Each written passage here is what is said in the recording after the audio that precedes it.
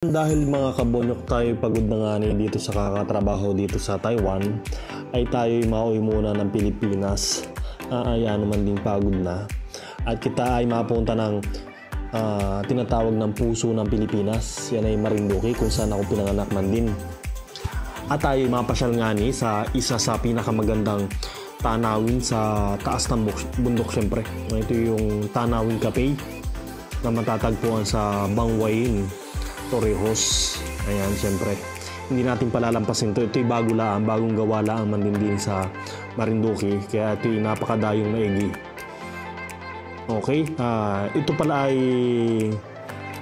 isa sa pinakauna pala na Tanawin Cafe dito sa Marinduque. Kaya wag ninyong palampasin na kayo mapunta din.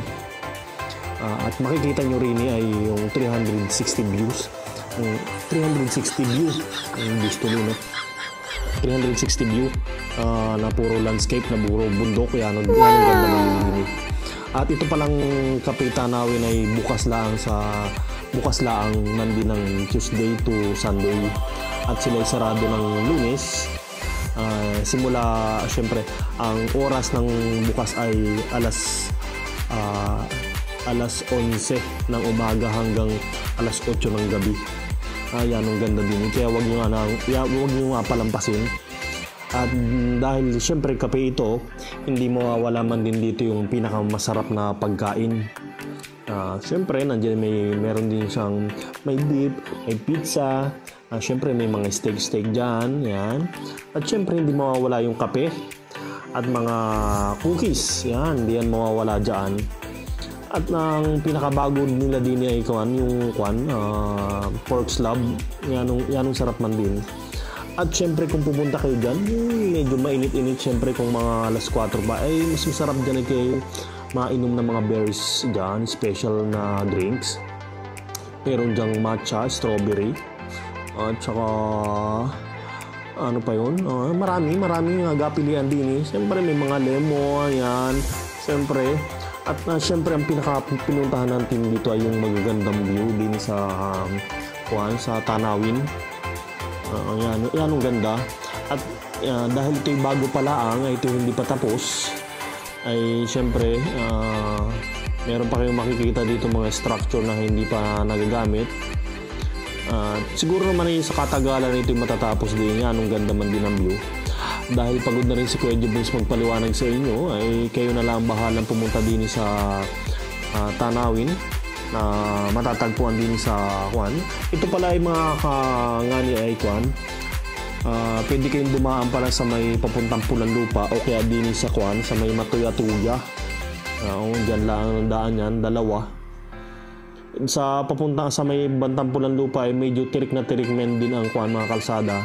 Kaya dapat ang mga sasakyan ninyo ay na magaganda, pero kaya naman ng mga motorsiklo.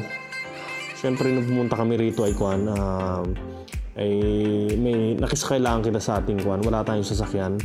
Tayo nang hiram ng sasakyan sa ating kapatid. Ay kasama rin pala natin yung ating kapatid dahil siya ang nag-drive or nagmamaneho papunta diyan. Ingat lang kayo mga kangani, at ang kalsada din ay napakaliit, kaya dahan-dahan lang ang biyahe. Kaya ang punta rito ay kailangan sulitin nyo na hanggang alas 8 ng gabi para makikita nyo yung magandang view ng hilltop dito. Napakaganda. Makikita nyo rito syempre yung tabing dagat, makikita yung dagat at saka maraming mga bundok. Napakaganda kung kayo sulit na sulit din. Kaya siyempre enjoy pati at saka busog na busog pati ang mga bata din ay hindi mabubur yung at siyempre dito sa bandang baba dito sa restaurant meron diyang medyo mga slide, mga siso para sa mga bata. Ayan pala, ayun, yan ang ganda man din. Ako hanggang din lang paliwanag, bahala na kayo manood dyan sa aking vlog. Agatiisan nyo na lang at ganyan lang muna.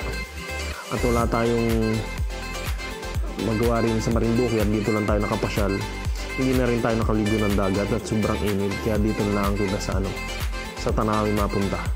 Ayun, hanggang dito na lang mga kabonyok. At maraming salamat. Ay, huwag niyong kalimutan man din mag-subscribe sa aking channel kay Kuya Jubon Show.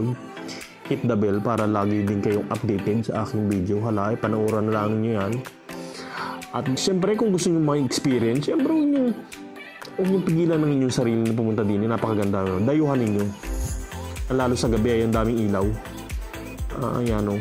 Hanggang dito na lang mga kabunok. Ngani.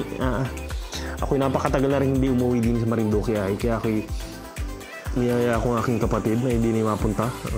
So, sunod na balik natin ng Marinduque. Kasi, siyempre, meron pa tayong saan pupuntahan ng magandang lugar. At yun naman ang aking share sa inyo sa sunod na vlog. Hanggang dito na lang. Maraming salamat.